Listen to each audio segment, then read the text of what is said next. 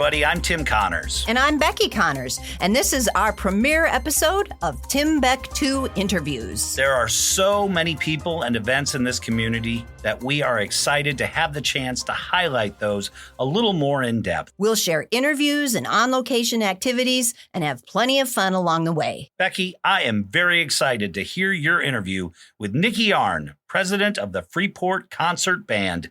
Let's take a listen. Greetings from the beautiful Crepe Park and the Koenig Bandshell. This is Becky Connors. I'm part of TimBeck2, and we're here today with Nicky Arn, who many of you might know as the band director for Freeport Middle School or as a golf winner of many competitions here in Freeport. But today I'm here talking to her specifically about Freeport Concert Band and her role in that concert band. So hello, Nicky. Thanks for coming. Well, thank you for having me, Becky. My pleasure. All right. So let's start out. Could you give us just a little history of the Freeport Concert Band? Sure. There's a little discrepancy in exactly when it started. Some sources say 1920, some say 1919. We're going to go with 1919 because we celebrated the 100th anniversary of it in 2019. So we'll say 1919, it got its start. And the concerts took place actually downtown Freeport. There apparently was a band shell at Taylor Park, which I did not know. No, I didn't know that. It's long gone, but they would alternate doing concerts at Taylor Park and here at Crepe Park. And then they would do another concert in the evening downtown somewhere in Freeport. And allegedly, according to Quentin Valkema, who was involved in the band for many years, he was a personnel manager for 50 years, played Barry sax, a very important person in the history of the band. He said that there were tales of, thousands of people coming to those concerts when they originally started. Wow. Now, we're not quite at that level of thousands, but we're definitely in the hundreds. Oh, yeah. And so when that band shell was no longer, they moved permanently to where we currently are now at the band shell at Crepe Park.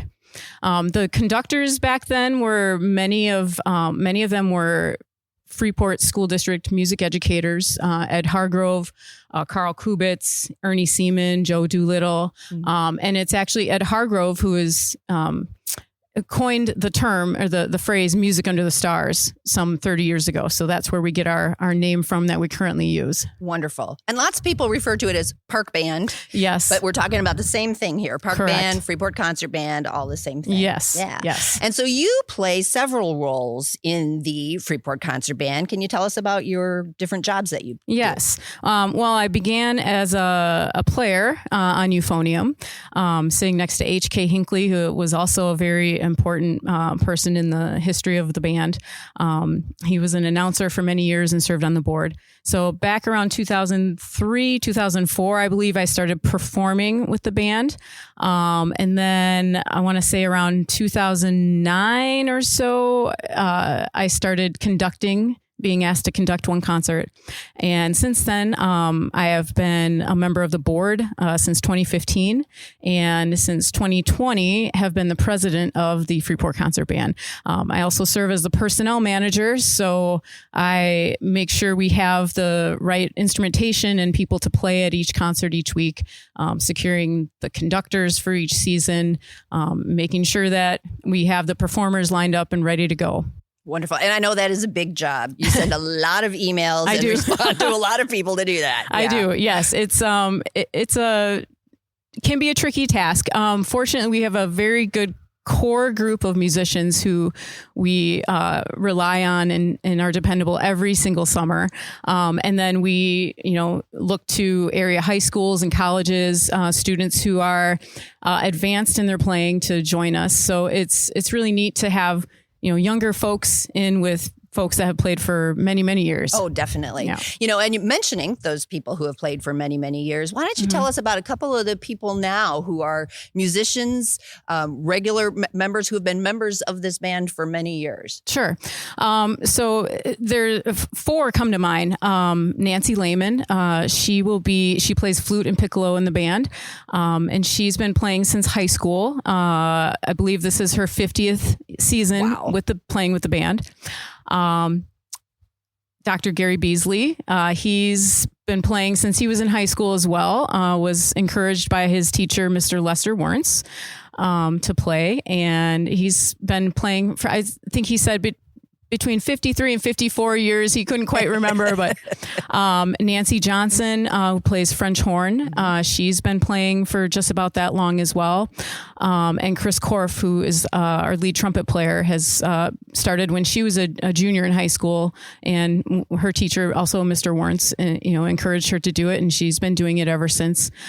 She told me today that she actually played several summers with her older sister, Linda, at the same time. She played clarinet, and also her dad played in the band. Of course, John. They didn't play together, but he also played in the band. So, that's cool to see the generational, the generations get involved, and it's really a family affair for many folks. That is really exciting and wonderful. And as a player myself, I enjoy hearing all the stories they have to tell about the good old days playing here in the park. Sure.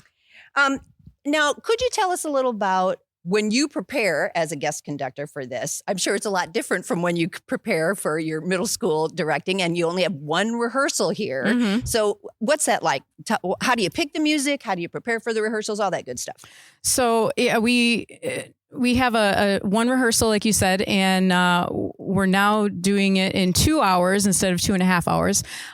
We just found that we could get the same amount of music out of that time frame. So with a 2 hour rehearsal, you have to be careful in what you prepare or what you pick.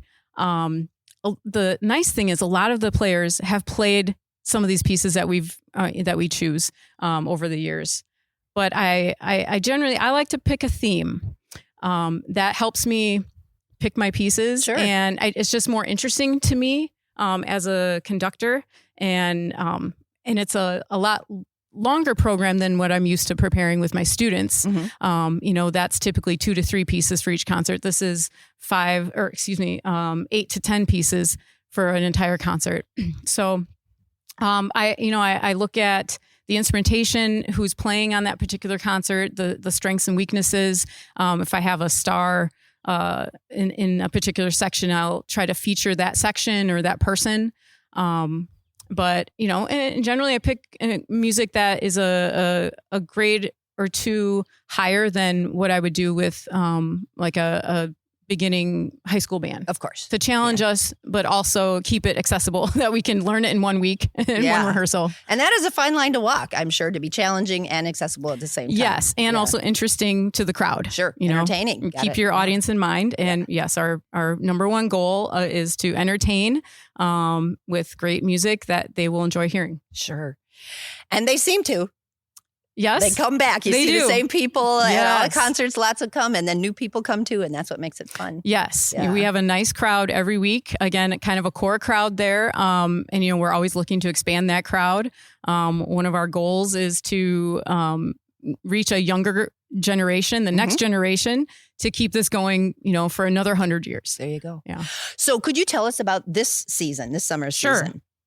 So we have actually 7 concerts. The last few years, we've added the Early Jazz Society concert at the end of our season. But we start off next week on Father's Day. Chip Breaker is our conductor, and his concert is titled Musical Memories from My Childhood. He's going to feature Kevin Jensen on vocals and a tuba soloist, Arnie Rosen. He's from the Rockford area. And I also like to mention our sponsors. This concert this week is sponsored by Angela Damon of Jewel Insurance. The following week, June 23rd, is we have a new conductor, Ruben Cooper. He's the dean at the Freeport assistant principal, at Freeport High School. And that concert is sponsored by Winter Construction and State Bank. And many of our sponsors have been loyal sponsors year after year, and we're so lucky to have them keep coming back and supporting us every year. Yes, thank you, sponsors. Our patriotic concert this year is June 30th, so it's before the 4th of July. Scott Stitch will take the podium for that one. And our sponsor for that is TriStar Metals, and this is, I believe, maybe the 3rd year that they have done this. And that concert will feature the presentation of colors and Armed Forces salute, as well as the cannons. So be prepared for that. The cannons. Bring your earplugs. Don't bring Fido. Leave your dog at home. Speaking of earplugs, we hear somebody driving by here. That's the joy of being in the park. Yes, right. Yes, there can be distractions as performers out here as well. July 7th, Bill Peterson will conduct a salute to Crepe Park, and our sponsor for that is FHN. July 14th, Kevin Jensen will conduct, and Liberty Village is our sponsor for that concert. July 21st is my concert, and Inertia Machine is the sponsor for that. And this concert, I really enjoyed thinking about this one. I mentioned earlier, I like to have a theme. Yeah. I've been thinking about this one for quite a while. It's Christmas in July. There's a whole genre of music we just never get to perform because you don't think about doing, sleigh ride in the middle of the summer when it's hot. So, sure. Well, that'll be a fun twist. Yes. And also there will be a special guest from the North Pole that will be making an appearance in his vacation mode. So I think that's going to be a really fun concert. So bring the kids to that one. For sure. They will love it. And then finally, July 28th, as I mentioned earlier, is the Early Jazz Society concert with Bill Peterson conducting that.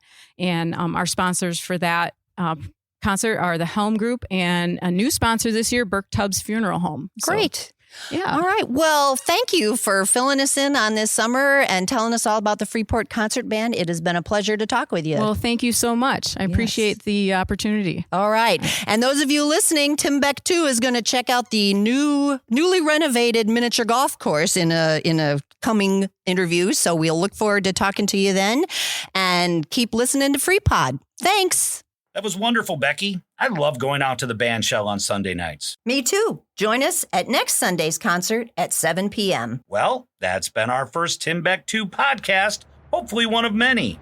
We hope you turn into our regular FreePod broadcasts when they drop every Thursday at noon, and you can hear the news you've been missing. And come back next Tuesday for another great interview. Special thanks to Jim Yeager and HCC Mass Communications Department for producing this podcast and making us sound so much better. Thanks to all the listeners out there. Hey, please talk up FreePod and TimBeck2. Special thanks to intern Charlie B. Connors. And you know why our community is so wonderful? Because you're in it. Do something to make it better. Nice job, Becky. Thank you. Thanks, Tim. And thank you for listening.